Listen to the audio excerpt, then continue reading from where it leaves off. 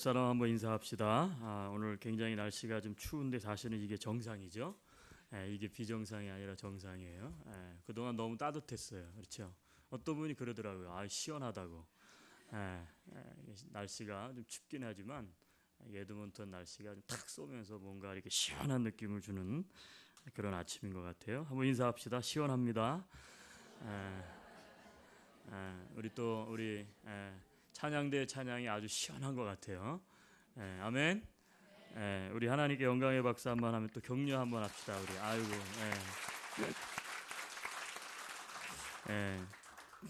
1월은 한 해가 시작되는 달이죠. 1월에는 무엇을 하면 가장 좋을까요? 그런 생각을 한번 해봤습니다. 1월에 우리가 무엇을 하는 게 가장 좋을까? 저는 1월은 시작의 달이기 때문에 한 해의 밑그림을 그려보는 시간이면 좋다고 생각을 했어요. 한 해를 한번 그림 그리듯이 스케치를 이렇게 해보는 그게 1월에 좀 있었으면 좋겠다 그런 생각을 해봤습니다. 여러분 2016년 한 해를 시작하면서 어떤 그림을 그려보셨습니까? 아마 다 그림을 가지고 계실 거예요. 그래서 1월의 설교도 우리가 하고 있는 일들에 대해서 다시 한번 그림을 그려보고 또 우리 교회가 하고 있는 일들에 대해서 다시 한번 그림을 그려보고 스케치해보고 정말 잘하고 있나, 뭘 좀 고칠 건 없나, 그렇게 해서 좀 1월은 어떤 문제들에 대해서 목표나 꿈에 대해서 소망에 대해서 가슴에 품어보는 그런 시간이 되었으면 좋겠습니다. 요즘 사회 일각에서 가장 대두되고 있는 문제가 하나 있습니다. 그게 뭐냐면 바로 그것은 청년 문제일 것입니다. 청년 문제. 여러분 청년 문제는 사회에서만 문제가 되고 있는 것이 아니라 이게 교회 안에서도 굉장히 심각합니다. 특히 이민자 교회는 뭐 굉장히 심하고요. 북미, 유럽, 이제 서구 문화 가운데는 이 청년들, 다른 말로 말하면 다음 세대에 대한 문제가 사실은 해답이 없다 할 정도로 지금 거의 대책이 없는 그런 상황이죠. 저희 안디옥 교회가 다른 교회들과 차이가 있다면 그것은 청년 정신으로 목회하는 교회, 이게 우리 교회 아마 안디옥 교회 특징일 거예요. 청년 정신으로 목회하는 교회. 따라서 우리가 한 해를 시작하면서 오늘 우리는 우리가 왜 청년에 대해서 주목해야 되는지, 다음 세대에 대해서 우리가 왜 주목해야만 하는지에 대해서 우리가 하고 있는 일들에 대해서 특별히 그림을 그려보고 또 점검해보는 그런 시간을 가졌으면 합니다. 여러분 바울은 우리가 알고 있는 것처럼 성경 사도행전에는 사도 바울이 4차 전도 여행까지를 가는 걸로 기록이 돼 있죠. 그런데 로마의 감옥에서 풀려나서 5차 전도 여행도 했을 것이다. 그렇게 우리가 전해 내려오는 구전에 의하면 알 수가 있어요. 그런데 사도행전을 읽어보면 사도 바울이 3차 전도 여행을 이제 에베소를 중심으로 해서 마케도니아 그리고 고린도 이렇게 다녀서 다시 이제 예루살렘으로 가기를 원해요. 우리가 올해 비전이 그거죠. 예루살렘에 가면 당신 잡혀 죽는다. 그래도 난 거기 가겠다. 왜냐하면 복음을 전해야 되니까. 그리고 내가 로마를 가서 복음을 좀 전해야 되는 게 성령님의 뜻인데 내가 로마로 가기 위해서는 그냥 갈 수 없다. 그래서 이제 예루살렘 교회를 향해서 이제 올라가는 그러한 이제 3차 전도 여행의 어떻게 말하면 귀한 길이죠. 귀한 길에 잠시 들른 곳이 어디냐면 오늘 본문에 바로 이 드로아라고 하는 것이에요. 드로아. 이 드로아는 우리가 이 드로아라는 데가 어딘가 터키에 우리가 잘 알고 있어요. 사실은 이게 성경의 지명하고 그 다음에 우리가 역사 속에 있는 실제 지명하고 이름이 조금 다를 수 있기 때문에 그게 어디냐면 트로이라고 하는 것입니다. 여러분 트로이는 여러분이 잘 알고 있는 것처럼 트로이의 목마, 그렇죠? 이제 잘 알 거예요. 트로이의 목마, 헬라 제국이 깨지고 우리가 알고 있는 것처럼 이 헬라 제국을 세 사람이 나누어서 이제 다스리게 되죠. 그때에 이 터키 지역을 다스리고 있던 왕과 황제와 그 다음에 애굽을 이집트 중심으로 다스리고 있던 왕 사이에 우리가 잘 알고 있는 전쟁이 일어나고 뭐 이런 얘기들을 잘 아실 거예요. 트로이 목마가 있는 곳, 그것이 드로아예요. 전설이 있는 곳. 이게 드로아인데 3차 여행 도중에 귀한 길에 이 드로아에 잠시 머물게 됩니다. 사도 바울의 일정은 굉장히 바빴을 것으로 추정이 돼요. 왜냐하면 원래 목표는 이제 빨리 예루살렘으로 가서 그 다음에 로마로 가는 것이 사도 바울의 계획 속에 있었기 때문에 그래요. 그래서 일정이 굉장히 바빴어요. 그래서 다음 날 이제 사도 바울이 드로아에서 다른 지역으로 이제 또 가야 되는 거예요. 밀레도라고 하는 곳으로 이제 떠나야 되는데 일정이 빡빡하다 보니까 그곳에 모여 있는 사람들에게 말씀을 같이 나누는 집회를 하고 있는데 이게 금방 끝나는 게 아니에요. 그래서 어떻게 됩니까? 밤늦게까지 말씀이 계속됐다 성경은 기록해요. 그런데 집회에 참석했던 유두고라고 하는 청년이 졸다가 3층에서 떨어져서 죽는 사건이 발생합니다. 여러분 생각해 보세요. 지금 뭐 지금도 마찬가지지만 뭐 어떤 집회에서 어떤 모임에서 사람이 예를 들면 사고를 당해서 죽었다, 다쳤다. 그러면 그 모임이 굉장히 위기가 있는 거죠. 특히 사도 바울이 가서 복음을 전할 때는 사도 바울이 가는 곳곳마다 어떻게 박해를 받고 핍박을 받는 때예요. 근데 그 집회에서 사람이 거기서 죽었어요. 여러분 그러면 어떻게 돼요? 그 공동체가 굉장히 위험한 거죠. 공동체의 위기가 찾아온 거예요. 여러분 오늘 이 사건은 이 시대 다음 세대들의 모습을 반영한다고 저는 믿습니다. 자, 오늘 성경에 보면 이 유두고가 창문에 걸터 앉아 있다가 이렇게 기록하고 있어요. 창문에 걸터 앉아 있던 청년, 이것은 무엇을 말해줄까요? 여러분도 한 번쯤은 창문에 걸터 앉아본 경험이 있을 거예요. 그거는 굉장히 위험하죠. 있으면 안 되는 자리에 그렇게 앉아 있으면 안 되죠. 그렇죠? 이건 뭘 말해줍니까? 좌표를 상실한 세대, 다른 말로 말하면 자리를 이탈한 세대를 보여주는 것과 같다는 거예요. 청년들이 지금 있어야 될 자리가 아주 아슬아슬한 자리인 거예요. 있어야 될 자리에 있지 않고요. 근데 있는 모양도 어떻게 돼? 아주 아슬아슬한 거예요. 앉지 말아야 될 자리죠, 거기는. 근데 거기에 위태하게 걸터 앉아 있는 한 발은 어떻게 보면 창문에 걸터 앉아 있기 때문에 이제 바울이 강론하는 것을 볼 수도 있겠지만 창문이라고 하는 것이 있기 때문에 바깥에도 좀 내다볼 수 있고, 그렇죠? 그러니까 이것을 한번 상상을 해보면 한 발은 교회 안에 들여놓고 그리고 한 발은요 세상에 적당하게 걸쳐 앉아 있는 모습이에요. 그래서 어떻게 합니까? 왔다 갔다 하는 모습, 적당하게 타협하면서 살아가고 있는 모습. 이게 오늘날 사실은 이 젊은 세대, 다음 세대들의 어떻게 보면 모습이 아닐까 그렇게 생각이 듭니다. 그런가 하면 창문에 걸터 앉아 있는데 더 참 아찔한 건 뭡니까? 오늘 성경에 보니까 두 번째, 졸음을 이기지 못했다. 그래서 어떻게 됐어요? 거기서 졸고 앉아 있다는 거예요. 여러분 이것은 무엇을 말해줍니까? 이 청년이 굉장히 보링하다는 거예요. 지루해. 재미가 없어요. 관심이 없어요. 사도 바울의 그 말씀에 별로 그렇게 관심이 없는 거예요. 무관심한 거예요. 또 어떻게 보면 졸고 앉아 있다는 모습은 굉장히 나약하다는 것이죠. 어떻게 보면 또 너무너무 지쳐 있어요. 이 청년이 뭘 하다 왔는지 모르겠지만, 직업이 뭔지는 모르겠지만, 뭐 청년이니까 무슨 일을 하다 왔는지 모르겠지만 너무너무 피곤해서 사실은 앉아 있다가 졸 수도 있죠. 어떻게 보면 굉장히 지쳐 있는 모습, 지루해서 졸고 있는 세대, 다른 말로 말하면 깨어 있지 못한 세대, 그렇죠? 깨어 있지 못한 세대. 이 깨어 있지 못한 세대의 비행과 좌절을 보여주고 있는 거예요. 다시 말하면 오늘 이 창문에 걸터 앉아서 졸고 있는 이 청년은 어떤 이미지냐면 비전을 상실한 청년인 거예요. 비전을 상실한 세대, 꿈이 없는 세대, 그렇죠? 여러분 따라서 이 유두고는 이 시대의 문제가 되어가고 있는 다음 세대의 모습을 보여준다고 볼 수가 있어요. 여러분 청년에 대한 말씀이니까 여러분이 관심이 없을 수가 있는데, 여러분 이 청년이 꼭 청년일 필요는 없죠. 오늘도 우리가 이 자리에 앉아 있지만 우리 가운데 창문에 걸터 앉아 있는 마음으로 예배 자리에 오신 분도 있을 거예요.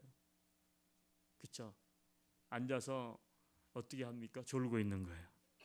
왜 그래요? 은혜가 가슴에 오질 않아요. 관심이 별로 없어요. 예배 가운데 깊이 들어가지 못해요. 앉아 있지만 귀로 설교는 듣고 있지만 생각은 지금 교회에 있는 게 아니에요. 그림을 그려야 되는데 그림이 성경 속에 있는 이 이미지가 그려지는 게 아니라, 자, 가만히 있어보자. 오늘 끝나고 가서 뭘 해야 되지? 그림이 지금 딴 그림을 그릴 수가 있어요. 내일부터 한 주간 동안 뭐가 새로 시작이 되는데 내가 한 주간 뭘 어떻게 살아야 되나? 딴 그림이 그려질 수 있어요. 어떤 분은 근심의 그림을 그리는 사람이 있고, 마치 유두고는 우리들의 모습일 수 있다는 거예요. 적당하게 타협하고 그리고 졸음을 이기지 못해서, 한마디로 말해서 졸고 있는, 깨어있지 못하는 신앙인의 모습과도 같다는 것이죠. 여러분, 오늘날 교회 안 창문에 걸터 앉아 졸고 있는 세대들의 문제는 과연 누구의 잘못일까요? 월요일 아침이었대요. 목사님이 어떤 여집사님에게 전화 걸 일이 있어가지고 전화를 했어요. 집사님 평안하시죠? 예. 목사님, 근데 저 어제 밤에 한잠도 못 잤어요. 아니, 왜요? 이게 다 목사님 때문이죠. 아니, 제가 뭘 잘못했습니까? 그랬더니 이 여자 집사님이 하는 얘기가, 아니, 어제 설교 시간에 너무너무 잘 재워주셔서 밤중에 잠이 오지 않아가지고 밤에 뜬 눈으로 새웠다는 거예요. 여러분, 이 다음 세대들이 졸고 있다. 여러분, 목회자의 문제만 아니라고 생각해요. 여러분, 본인의 문제일 수 있고요. 또 혹은 이 시대의 문제일 수 있고, 또 이 교회가 문제일 수 있어요. 모두가 다 정신을 차려야 되는 거예요. 여러분, 다음 세대가 방향을 잃고 졸다가 떨어지면 어떤 일이 발생하죠? 자, 오늘 성경에는 그 사람이 이제 그렇게 떨어졌다는 거예요. 그랬는데 가서 일으켜보니 어떻게 됐다고요? 죽었다는 거예요. 죽었다는 거예요. 여러분, 우리가 이 다음 세대들에 대해서 뭔가 대책을 세우지 않으면 다음 세대는 어떻게 되냐면 죽는 거예요. 잠자는 것에서 끝나지 않는다는 거예요. 결국 어떻게 되느냐? 죽어요. 영혼이 죽고 인생이 죽고, 그렇죠? 이것이 굉장히 충격적인 경고의 사실이라는 사실을 우리는 받아들여야 돼요. 여러분, 죽어가는 세대, 추락하는 세대, 문제는 거기서 끝나지 않아요. 결국은 죽게 돼요. 근데 그게 어떤 문제를 가져오느냐? 공동체의 위기를 가져온다는 거예요. 지금 사도 바울은 은혜로운 집회를 하고 있는데 거기서 사람이 떨어져 죽었어. 그러면 어떻게 돼요? 그 공동체가 큰일 나는 거죠. 여러분, 꼭 교회만의 문제는 아닙니다. 꼭 시대만의 문제는 아니에요. 우리 가정 안에 있는 다음 세대의 자녀들이 방향을 알지 못하고, 그렇죠? 좌표를 상실하고 꿈을 상실하고 세상 사는 것이 인생이 보링하고 재미없고 무미건조하고, 그래가지고 삶을 적당히 살아가다가 졸고 결국 어떻게 되는 거예요? 그 아이들이 꿈이 죽어버려요. 삶이 죽어버려요. 여러분, 그러면 그 가정에 위기가 찾아오는 거 아니에요? 그 가정 안에 문제거리가 되는 거 아니에요? 따라서 이것은 어떤 특정한 공동체뿐만이 아니라 그 인생뿐만 아니라 그가 속한 공동체, 적게는 가정 혹은 영적인 공동체, 교회, 더 크게는 국가적으로 이것은 굉장한 위기를 가져오게 된다는 거예요. 코스타 갔다가 LA에서 오신 강사분하고 이런저런 얘기를 하다가 우리 안디옥 교회 다음 세대 목회에 대해서 고민을 이야기했더니 그분이 깜짝 놀라시더라고요.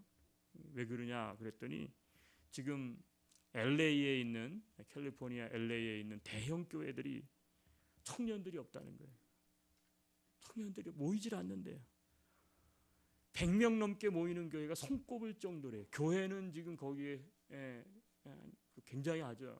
교회가 거의 뭐 1000개 가까이 이상 있는데 LA에 100명 이상 모이는 교회가 청년들이 손꼽을 정도밖에 안 된다는 거예요.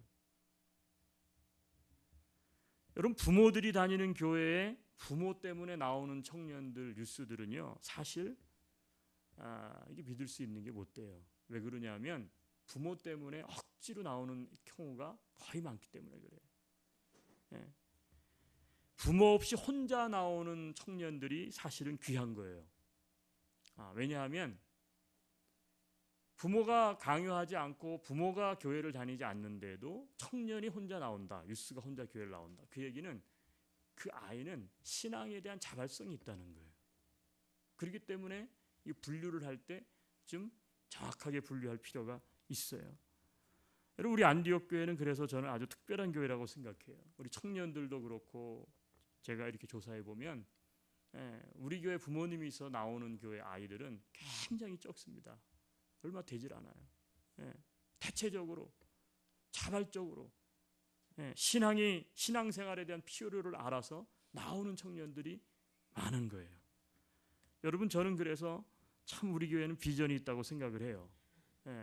그런데 한편으로는 교만하면 안 된다 생각해요. 다음 세대를 위한 이 사명을 중단하지 말고 더욱 열심히 감당해야 하는 것입니다. 자, 그렇다면 다음 세대가 살아야 된다. 그렇죠?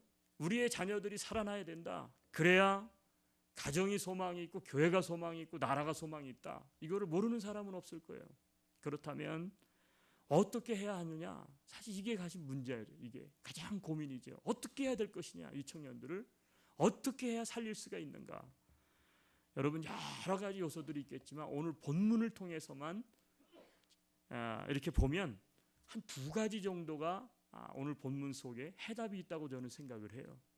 첫째는 뭐냐면 다음 세대를 살리려면, 유두고를 살려야 된다면 어떻게 살려야 되나? 사건 속에 해답이 있는데, 자, 지금 바울이 모여서 드로아에서, 그렇죠? 한 일은 뭐죠? 뭘 하려고 모였죠? 뭘 하다가 유두고가 창문에서 떨어져 죽었죠? 예? 오늘 성경은 바울이 강론할세 그렇게 돼 있어요. 강론이라고 하는 것은 하나님의 말씀을 가르친다는 거예요. 여러분, 저처럼 이렇게 설교하는 형태는 아니었을 거예요.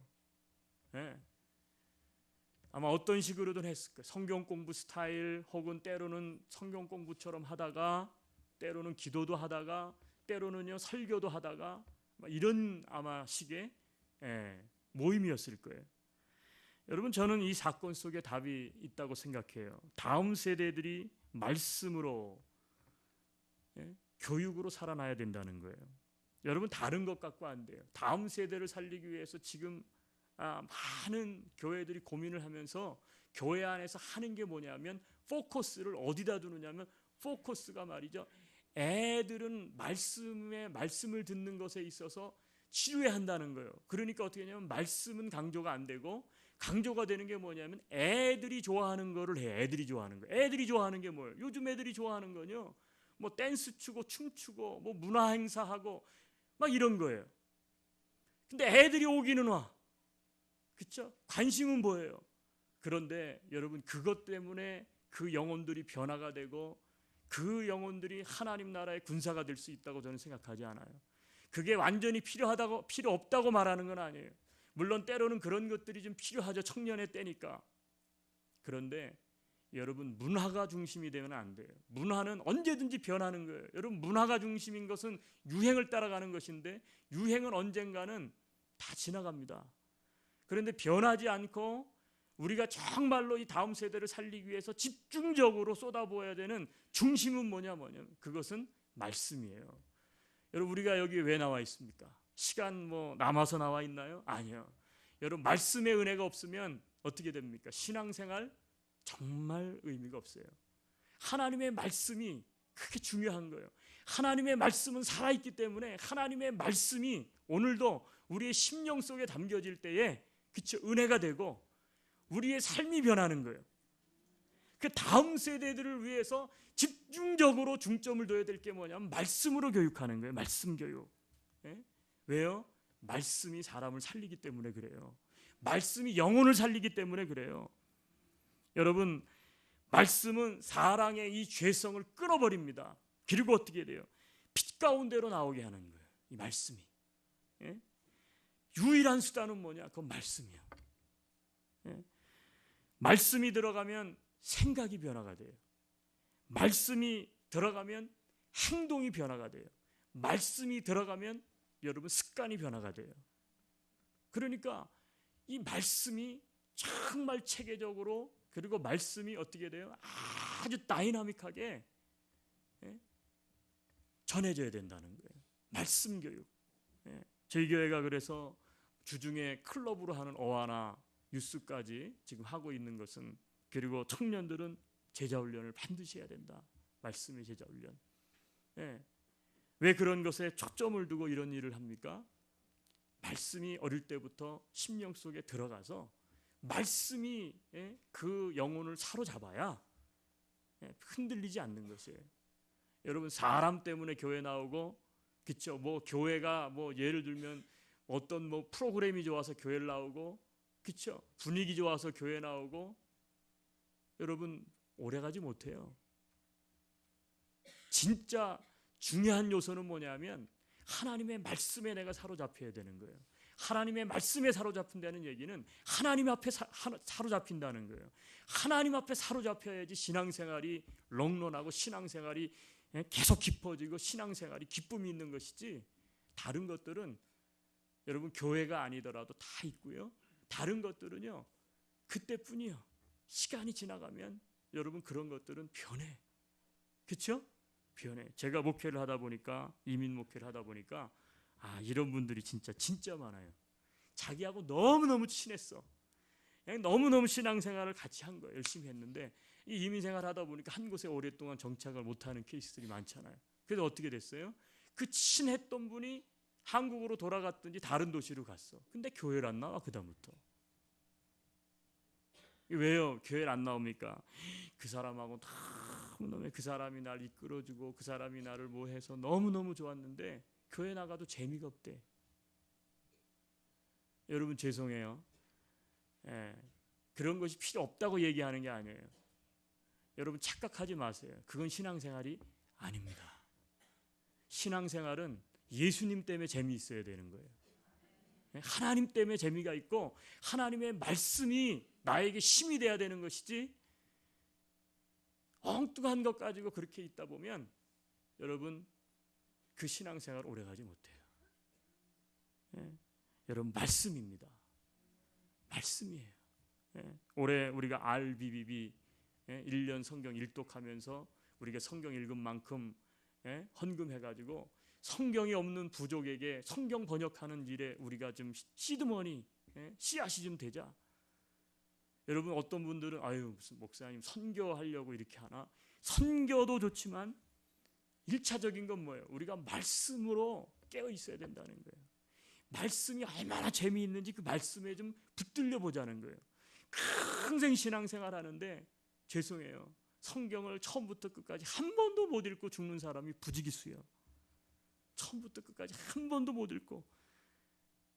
근데 우리는 어떻게 돼요? 좋아하는 것만 늘 또 읽고 또 읽어. 근데 레위기, 그쵸? 예언서, 이런 거는 뭐 못 읽어. 못 읽는 거예요.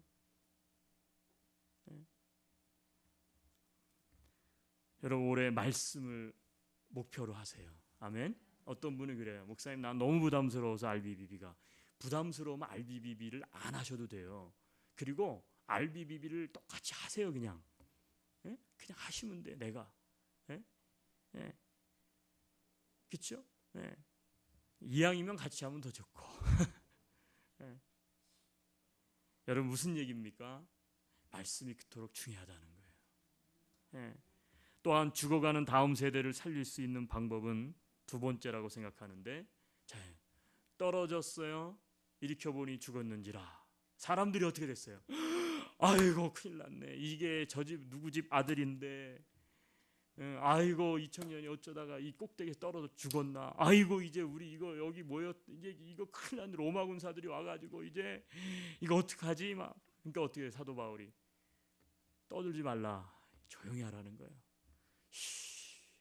그러더니 사도 바울이 어떻게 했어요? 그 떨어져 죽은 청년을 어떻게 했다고요? 그 위에 엎드려 그 몸을 안고 그랬어요. 품었다는 거예요. 이렇게 품었다.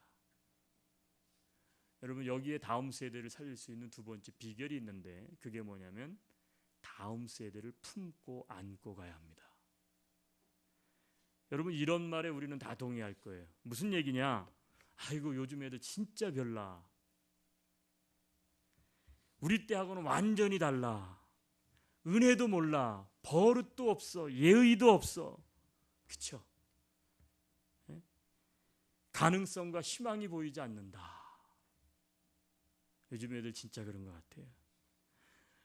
저희 안디옥 교회가 지금 16년째인데 방명록에 기록해서 왔다 가신, 우리 교회에 정착을 안 하고 이제 왔다 가신 분들이 거의 보니까 이제 어른까지 포함해서 한 1,500에서 2,000명 사이 돼요.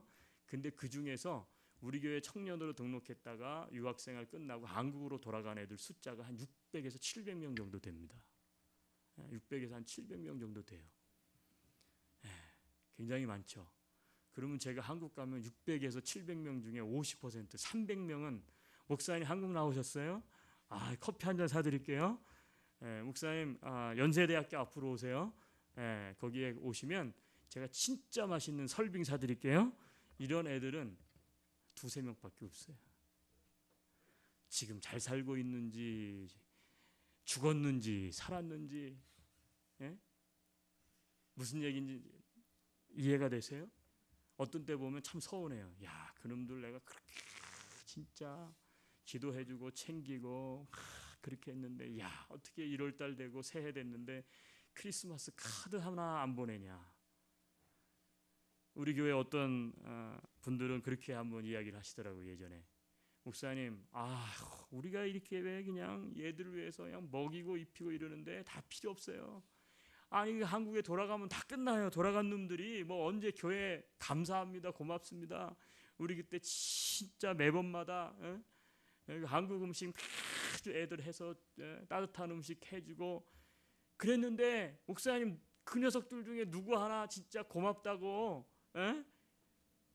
그렇게 진짜 찾아와 얘기하거나 뭐 그런 애들 몇 명이나 됩니까? 에휴, 요즘 애들 다 그래요. 우리가 정신 차려야 돼요. 정신 차려야 된다는 거예요. 그 얘기는 뭐 지금 잘못하고 있다는 거예요. 다음 세대 애들 소망 없으니까 그냥 안 된다는 거예요. 차라리 그 여력 있으면 딴 일 하라는 거예요. 딴 일, 딴 거 하자는 거예요. 여러분, 왜 많은 기관과 교회들 안에 다음 세대들이 없는 것일까요? 다음 세대를 잘 이해도 못하지만 저는 감당을 못하기 때문이라고 생각해요. 감당이 안 되는 거예요, 이 애들이. 도대체 이 요즘 애들은 누가 그러죠? 럭비공과 같아서 풋볼 떨어지면 옛날 우리들은 요렇게 요 녀석은 요렇게 튀는구나. 이게 예측이 됐는데 요즘 애들은 럭비공처럼 풋볼처럼 떨어지면 일로 튈지 절로 튈지 뒤로 튈지 앞으로 튈지 알지가 못해서 불안한 거예요. 감당이 안 돼. 여러분, 다음 세대를 살릴 수 있는 방법은 따라서 희생이 필요한 겁니다. 희생이 필요한 거예요. 콩나물 길러보셨습니까? 저도 시골에서 자라서 어머니가 맨날 얘야, 저 콩나물 저 사라에다 갖다가 바가지 갖다 물 한번 줘라. 그러면 이렇게 드시고 가서 바가지를 팍 휘우주면 짜증나는 거죠. 그런 걸 왜 내가 해야 되나? 엄마가 할 일을 왜 나한테 시키나? 막 그랬어 그때는. 근데 어느 날 딱 들어보고 또 물을 줘보면 깜짝 놀래요. 저 밑에 있었는데 싹이 여기까지 확 올라 있는 거예요. 여러분, 다음 세대 우리의 자녀들 포함해서요, 적당히 물 주면 자라나는 콩나물이 아니에요. 우리 착각하고 있는 거예요. 적당히 물만 주면 콩나물처럼 쑥쑥 자라나느냐? 천만에.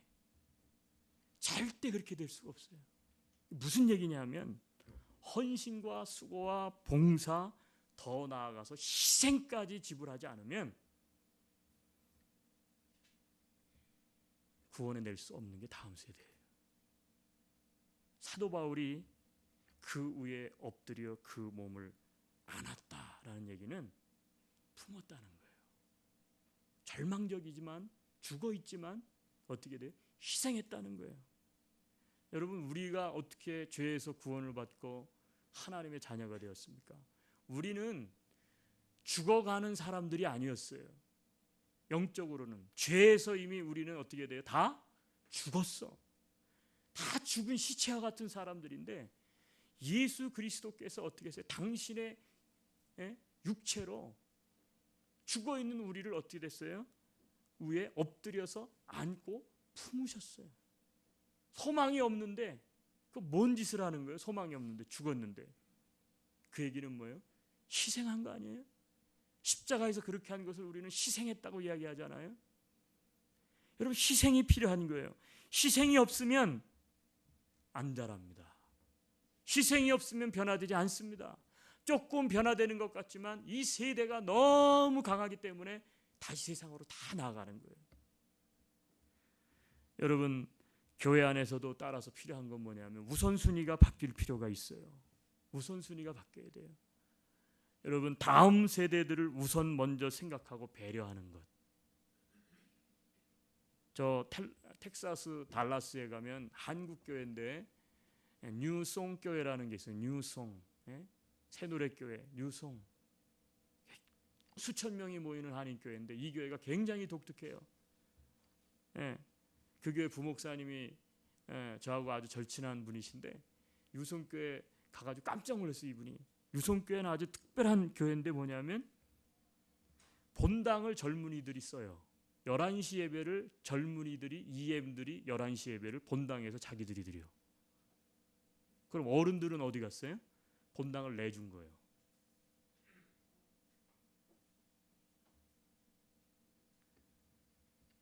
여러분, 우리 대한민국이 세계적인 나라로 성장한 이면에는요, 못 먹고 못 써도 자식들을 위해서 헌신과 희생을 감수한 부모님들의 눈물이 있었기 때문에 그래요. 그 가난한 속에서도 어떻게 되죠? 자녀를 유학을 보내는 거예요. 재산 다, 땅 뭐 다 팔아가지고 유학을 보내는 거예요. 결국 돌아온 젊은이들이 어떻게 됐습니까? 나라를 일으키는 힘이 됐어요. 대한민국은 죄송합니다. 대한민국은 유학생들에 의해서 성장한 나라예요. 유학파가 아닌 사람들이 누가 있어요? 성각자들 중에. 크게가 다 성각자예요. 10명 중에 9명은 다 유학파들이에요. 배우고 깨어서 어떻게 돌아가서 민족을 위해서, 나라를 위해서, 교육에, 경제에, 정치에. 여러분, 무슨 얘기입니까? 부모님들의 희생이 거기에 있었다는 거예요. 여러분, 우리 교회의 선교 비전의 1순위는 젊은이를 키워 다음 세대를 준비하는 교회, 이렇게 돼 있어요. 교민선교 어른들이죠. 세계선교 뭐 다른 나라로 가는 거죠. 원주민선교도 있죠. 근데 제 1순위는 뭐로 정했냐면 캠퍼스 미션. 왜 그게 네 번째도 아니고 세 번째도 아니고 두 번째도 아니고 1순위인가? 여러분, 젊은이들이 그만큼 중요하기 때문에 그래요. 한번 따라해 주시겠어요? 젊은이를 키워 다음 세대를 준비하는 교회. 여러분, 저를 비롯한 이민 1세대의 고민도 크게 다르지 않다고 생각합니다. 차세대의 방황과 부재, 읍소 애들이요. 내가 우리 집안이 모태신앙이다 보니까 내가 애들을 강제로 어떻게 돼요? 하여튼 뭐 고등학교 때까지는 교회를 데리고 나왔어. 그렇죠? 뭐 이 세대들이 다 그렇잖아요. 애들이 하여튼 끌려 나와요. 대학교를 다른 데로 가면 그때부터 어떻게 돼요? 10중 8구 뭐 10중에 하나 외에는 9명은 교회를 다니질 않아요. 자, 헤드몬턴에서 대학을 다녀요. 그래도 괜찮아요. 그 정도는. 그러면 어떻게 돼요? 이제 부모님이 다니는 교회에 그래도 EM을 만들어주고 이래서 애들이 좀 다녀. 근데 EM이 없거나 사역자가 없거나 혹은 어떻게 돼요? 형편이 안 되는 교회에서는 어떻게 애들이 대학교만 딱 들어가면 그때부터 교회를 잘 안 나와요. 그러다가 애들이 결혼하고 나면 어떻게 돼요? 다 떠나버려요. 신앙생활 제대로 하는 애들이 정말 손꼽을 정도예요. 너무 없어요. 여러분, 이것은 남들의 문제가 아니에요. 지금 우리 자녀들의 문제예요. 그렇죠? 예. 이 문화가 그렇고 풍토가 그러다 보니까 북미에 교회들 한번 가보세요. 우리 PCC 교회 가보면요, 제가 딱 목회자 모임에 딱 가면 다 뭐라 그러냐면 영가이가 왔대. 영가이. 너는 도대체 몇 살이냐? 그러면 guess 몇 살인지 한번 추측해보라 그러면 저보고 하는 얘기가 너는 한 30? 이래. 예? 10년 전 얘기예요. 예? 지금은 모르겠어요. 지금 한 40으로 보면 땡큐 하죠. 예. 내가 몇 살인데 그러면 에이. 아니 그러면 너는 왜 이렇게 젊은 나이에 목사가 됐니? 그럼 너희 교회는 어떤 교회니? 이렇게 설명해 주면 깜짝 놀래요. 왜요? 목회자 그룹의 99.9%는 다 50대 이상이에요. 40대가 진짜 찾아보기 힘들어요. 40대가 진짜 없어요. 교회 안에 들어가 보면요, 30대 이하 그룹이 거의 없어요. 있어봤자 그 가족들과 관계된 몇몇 손가락 꼽을 정도밖에 안 돼요. 여러분, 이게 PC만의 문제는 아니에요. 유럽에 있는 교회, 북미에 있는 모든 교회가 다 그렇습니다.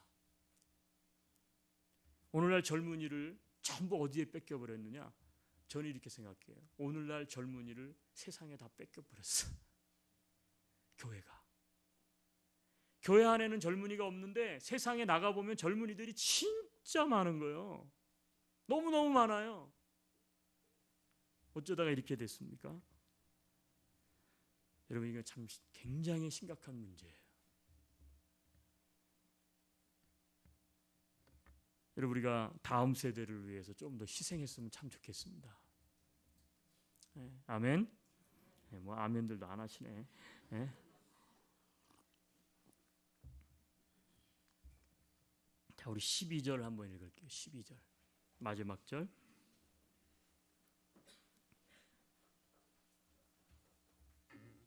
자, 같이 한번 읽겠습니다. 사람들이 살아난 청년을 데리고 가서 적지 않게 위로를. 사람들이 이제 사도 바울이 그 위에 엎드려 몸을 안고 기도를 했더니 생명 호흡이 다시 돌아온 거예요. 살아난 청년을 데리고 가서 그다음 뭐라 그랬죠? 예?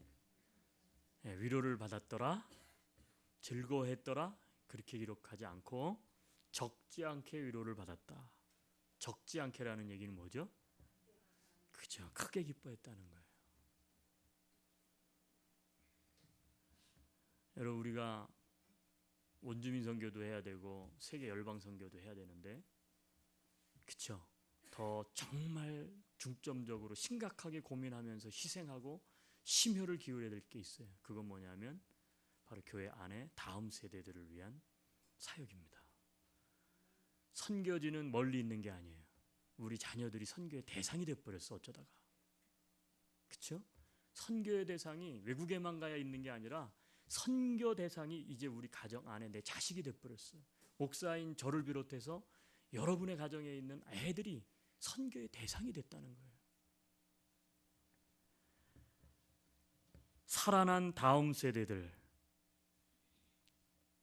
여러분, 다음 세대가 살아나면 적지 않게 위로를 받아요. 그렇죠? 공동체가 살아난 청년 때문에 너무 기뻐했다는 거예요. 이 얘기는 뭐예요? 여러분, 공동체가 기뻐하려면 다음 세대가 살아나야 합니다. 그래서 1, 2, 3세대가 함께 세워져가는 공동체, 한번 따라해 주시겠어요? 다음 세대가 곧 미래요, 힘이요, 소망이다. 아멘. 우리 같이 한번 기도합시다.